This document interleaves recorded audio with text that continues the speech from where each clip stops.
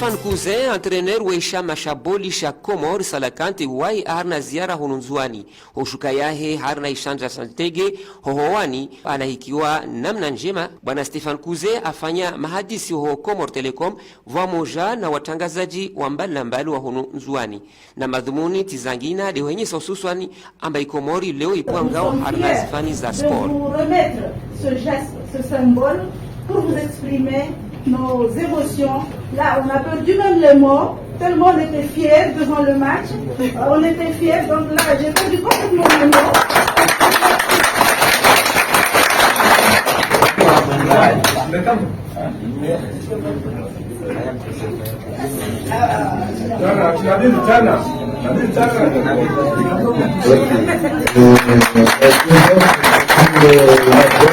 Le préparateur physique est Monsieur Sassa. Je me permets, Monsieur Seydali, s'il vous plaît, ça c'est un grand honneur pour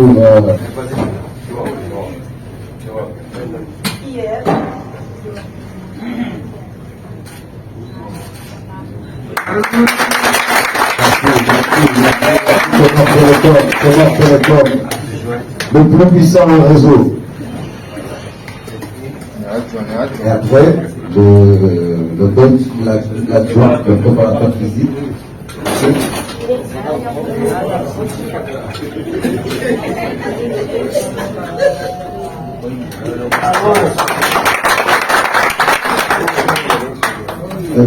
Alors, la présentation de l'Olympique qui seront remises aux deux entraîneurs.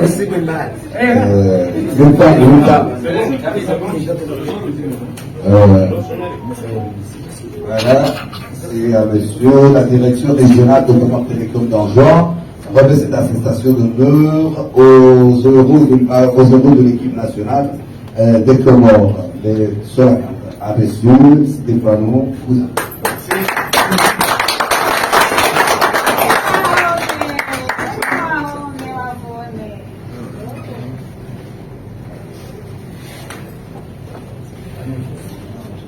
La direction régionale de Comore Télécom d'Anjouan remet une attestation d'honneur à l'adjoint héros de l'équipe nationale des Comores, monsieur Gianluca Sorini.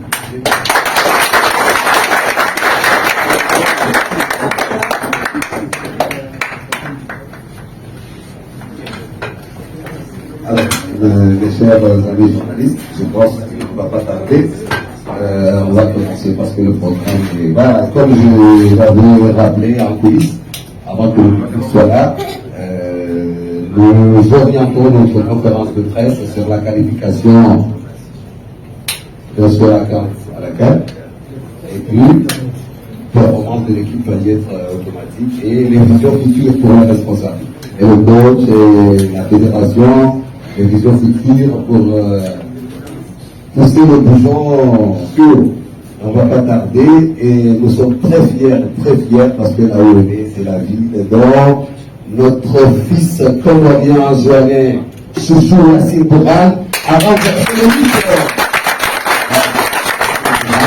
C'est un truc de la magie, vous m'excusez un peu. On a exposé le tableau du artiste. Journaliste, j'ai écrit l'article le vendredi matin, sorti à la Gazette. Le soir, Yassine a fait comme ça. Les journalistes que vous avez la parole, je commence par moi-même. Une question qui parle de l'unité nationale.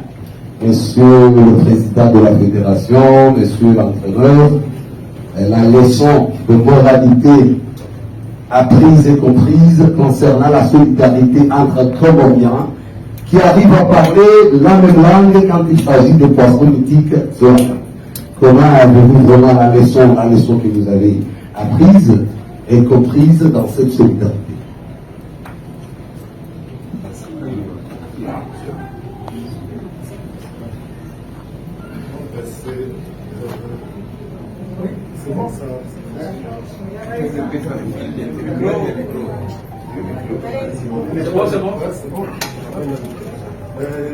Disons que, comme tout le monde a pu le constater, le sport, et surtout le football, c'est un facteur d'unité. Ça véhicule certaines valeurs pour nos jeunes, surtout nos jeunes sportifs, nos jeunes footballeurs. Ça les aide à grandir. Et je pense que beaucoup de nos jeunes à travers les îles prennent exemple sur leurs aînés qui jouent en équipe nationale. Et je pense que c'est un message très fort parce que quand on est tous unis, quand on est ensemble, on peut aller plus loin, on peut aller plus haut. Donc c'est le message que je voulais donner. Et puis il faudrait surtout qu'on s'inspire des valeurs du football ou des valeurs du sport, notamment le mérite, les compétences, c'est ce qui fait la différence. Quand le coach fait une sélection, lui, il ne cherche pas à savoir si vous êtes de tel ou tel île, ou si vous êtes comorien, vous êtes le plus compétent, c'est vous qui méritez d'intégrer l'équipe nationale, et bien vous intégrez l'équipe nationale. Et c'est comme ça qu'on a réussi à faire de tels résultats. Et je pense que, voilà, comme je suis en train de le dire, c'est une leçon pour nous tous. Nous devons rester unis, nous devons nous soutenir. Nous sommes un petit pays, mais nous sommes capables de faire encore d'autres exploits, Inch'Allah.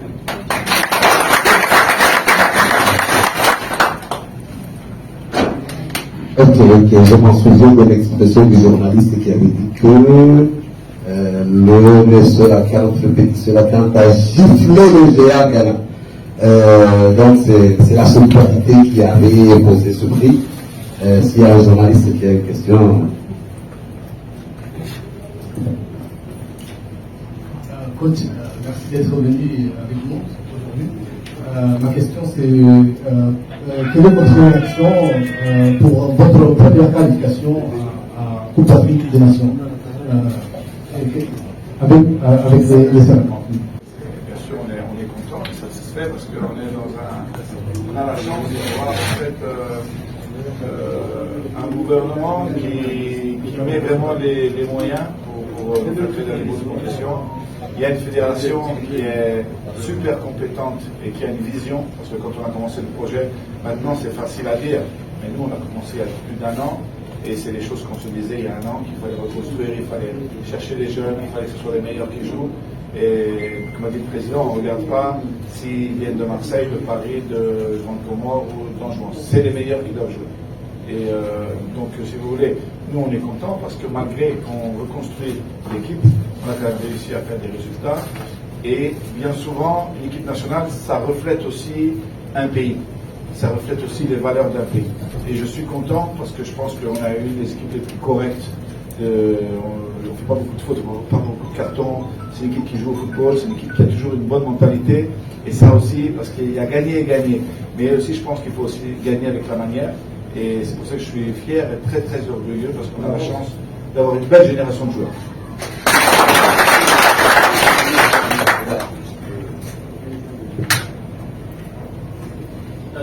Monsieur le sélectionneur, les Anjouanais aimeraient que la sélection nationale vienne ici pour qu'ils puissent assister à des séances d'entraînement. Qu'avez-vous à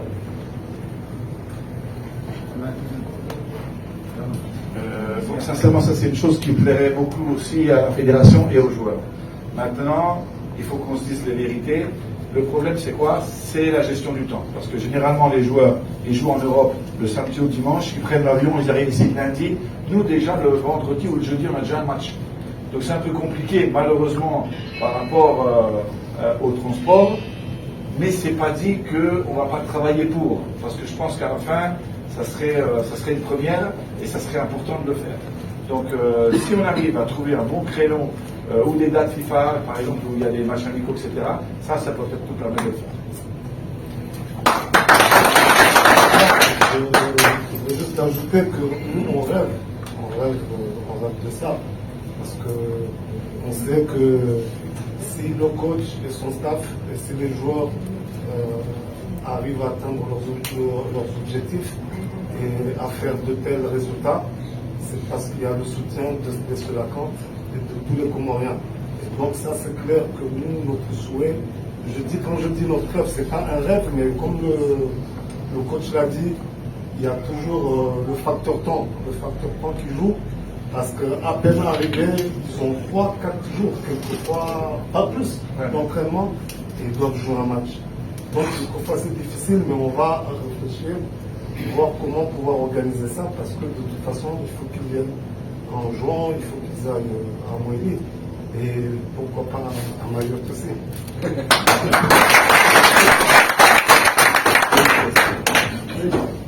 Alors, c'est la Gazette de Comores qui pose la question. Monsieur l'entraîneur, si on est un joueur dans l'équipe nationale à lui rendre hommage, et puis maintenant de votre projet, il serait qui? Et pourquoi? La première règle, quand on parle d'une équipe, c'est que la star, c'est l'équipe. Il n'y a pas un joueur qui est au-delà de l'équipe. Et on l'a démontré durant ces qualifications. On a eu des joueurs très importants qui ont manqué dans des matchs clés et l'équipe a gagné. Donc ça veut dire que c'est cet état d'esprit-là. C'est le même que je vois dans vos yeux à vous, dans votre travail, dans votre vie commune. Quand il se passe quelque chose, moi hier j'étais rendre visite à une famille qui était endeuillée par exemple, c'est tout le village qui était autour. Et donc ça veut dire quoi? C'est le groupe qui gagne, c'est pas l'individu. Donc moi, personnellement, je remercie tous les joueurs, aussi bien le petit jeune qui s'est seulement entraîné, que les joueurs, les infirmiers qui nous ont permis de gagner les matchs.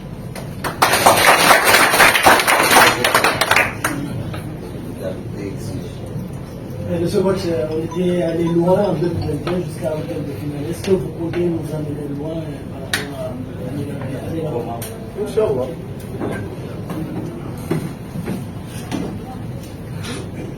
Vous savez, je pense que dans le sport comme dans la vie, la chose la plus facile, c'est le bavardage. C'est de promettre des choses comme ça sans aucune logique. Nous, ce qu'on peut promettre à notre niveau du staff technique, c'est de mettre vraiment tout notre professionnalisme et notre expérience au service de l'équipe pour qu'on puisse avoir les meilleurs résultats possibles. Hein? Mais on continue? Oui. Donc promettre et tout, ça n'a aucun sens. Nous, ce qu'on peut promettre, c'est qu'on va tout faire pour nous mettre à nous dans les meilleures conditions d'affronter les matchs et de vous faire honneur.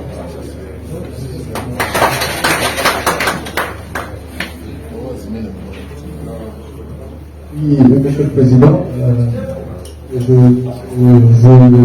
demande votre permission d'avoir pourquoi le contrat de boxe a été établi pour 2 ans, pendant que nous sommes déjà dans des résultats positifs. Est-ce que pourquoi c'est seulement 2 ans? Quel est l'avenir du groupe après ces 2 ans? Merci. En fait, quand on l'a établi, c'est comme ça qu'on s'est entendu les 2 parties, avec le coach, son agent.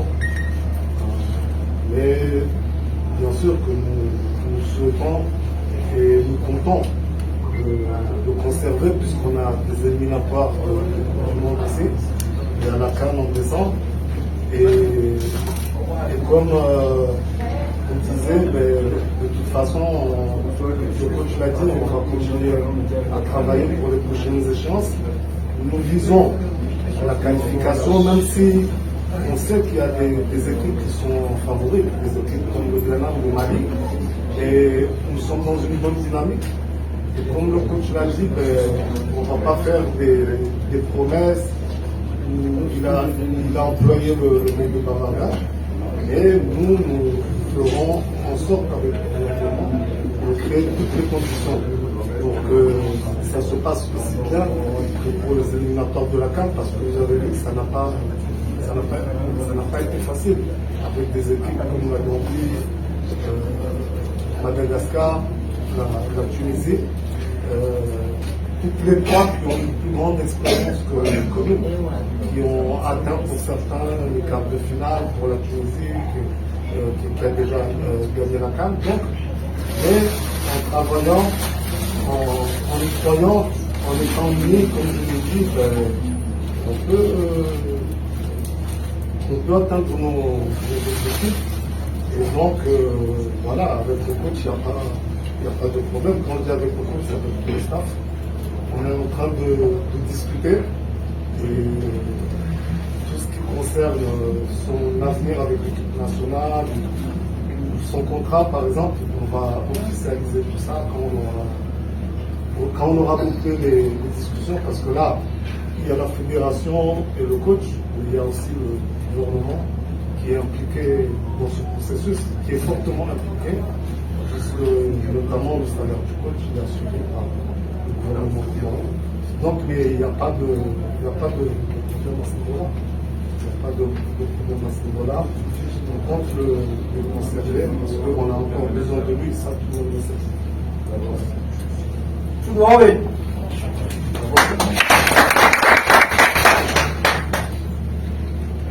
Par rapport au temps qu'on s'était donné, et deux questions, et deux, voilà.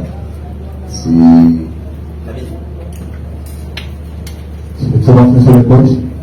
C'est le journaliste de Color Magazine. Ma question est quel ajustement prévoyez-vous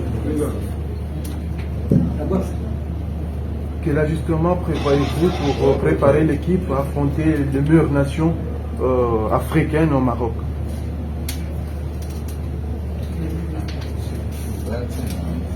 Disons que la chance qu'on a, c'est qu'on a les matchs de Coupe du Monde qui vont nous permettre en fait aussi bien de jouer nos chances pour la Coupe du Monde que de nous préparer pour la CAN. Parce qu'en fait, quand on fait un projet comme ça, c'est comme quand on veut aller en haut de l'Everest, il ne faut pas regarder la pointe, il faut s'accrocher sur chaque pierre, petit à petit et avancer. Nous, on est en construction, on va travailler sur les joueurs qu'on a, on va essayer de renforcer l'équipe. Il y aura des échéances au mois de mars, il y aura 2 matchs, Inch'Allah, à domicile. Mois de juin, des matchs amicaux, et septembre-octobre, il y a encore d'autres matchs. Tous ces matchs-là nous permettront de nous approcher à la CAN dans les meilleures conditions, parce que c'est des matchs officiels, et c'est le meilleur moyen pour se préparer. Salam alaikum. Monsieur le coach, RTN, Radio-Télévision, quelle est votre vision par rapport à l'équipe nationale à l'échelle internationale? D'avancer avec humilité, mais sans se fixer de limites. Ça paraît un paradoxe, mais ce n'est pas, dans le sens que moi j'essaie de transmettre l'idée avec le staff technique qui m'accompagne, avec la fédération, parce que la fédération et l'État, ils mettent les moyens pour mettre les joueurs dans les meilleures conditions. Les joueurs ne peuvent pas se plaindre au niveau de l'hôtel, du transport, etc. Donc nous, au niveau du staff technique, notre objectif c'est d'être toujours plus fort. Et si on a gagné 23 places, si je ne me trompe pas, non, 27 places en un an, ça veut dire qu'on peut faire encore mieux. Il faut toujours chercher à faire mieux. C'est le sport, c'est la vie. Le sport, c'est pas différent de la vie. Il faut chercher toujours à faire mieux, à être plus compétitif. Et en même temps, par contre, il faut garder l'humilité. Il faut toujours respecter les adversaires. Il faut se donner le 100%. Si on continue sur cette voie-là, je pense qu'on va se faire plaisir.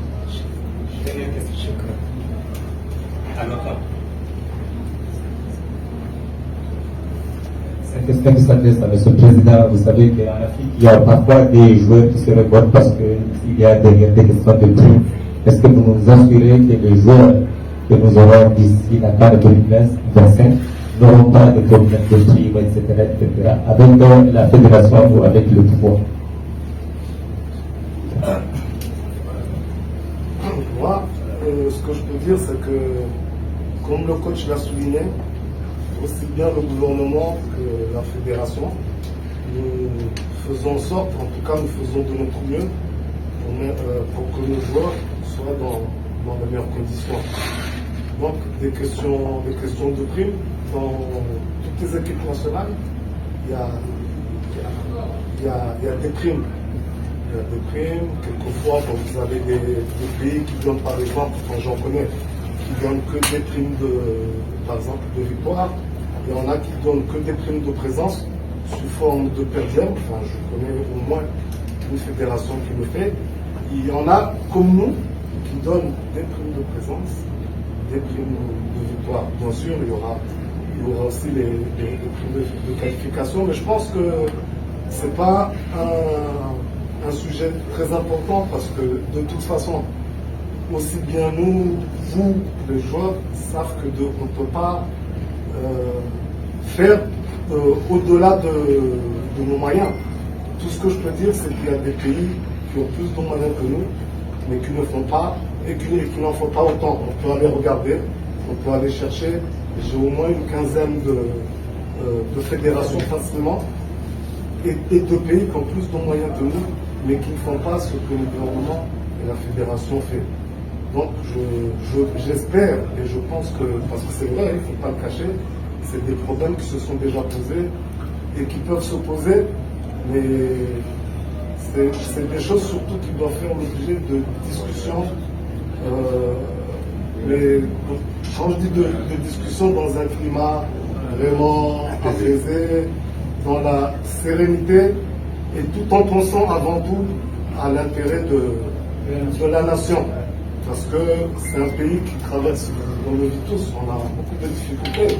Je ne vais pas dire toutes les difficultés que les Comores ou des pays comme les Comores vivent chaque jour, mais tout le monde le sait, je ne vais pas entrer dans les détails. Et je pense que nos joueurs, parce que ce sont nos enfants de la diaspora qui sont dans un autre cadre, qui vivent, on va nous dire, peut-être, pas peut-être, certainement beaucoup mieux que nous. Donc ils doivent, c'est normal, penser à eux, mais penser au pays et penser à tous les citoyens que vous êtes. Il faut qu'ils se posent la question de savoir comment le Comorien vit tous les jours.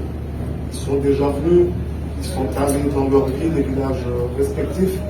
Comme on a dit, Inch'Allah, ils vont venir en juin, ils vont aller à Mouidi, comme je le disais tantôt, pourquoi pas ailleurs. Ils connaissent les réalités du pays.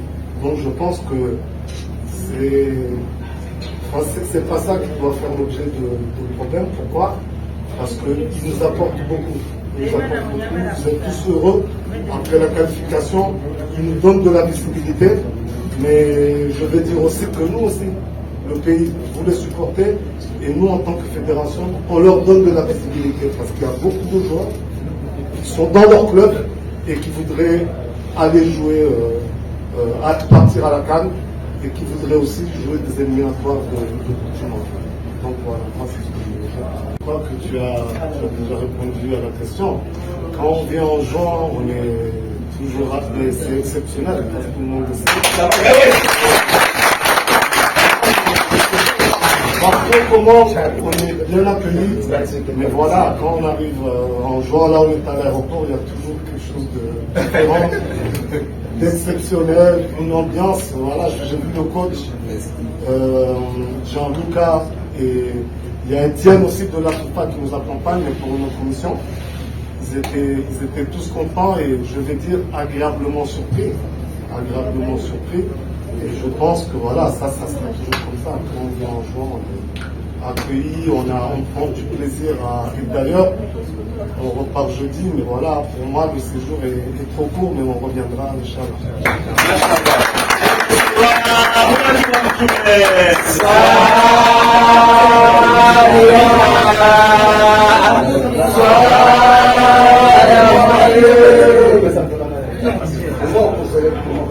Je voudrais aussi, parce que bon, c'est important, nous on est un petit pays, mais on est fort. Mais on est fort dans l'unité. C'est pour ça que le président il a dit c'est important. On doit penser comme une équipe, on ne fait pas de différence entre les Comoriens qui sont ici en jouant à Montpellier, Marseille, ce sont tous des Comoriens. Donc je voulais absolument, je tenais à remercier Comore Télécom parce que c'est des entreprises comme ça qui vont nous appuyer et nous aider à bien nous préparer. Et c'est des partenaires au niveau économique qui vont nous aider à développer le sport. Donc je vais laisser juste la parole finale au président. Et en tout cas, on vous remercie vraiment de l'accueil, c'est super, c'est vraiment chaleureux et c'est très très important pour les équipes. Applaudissements.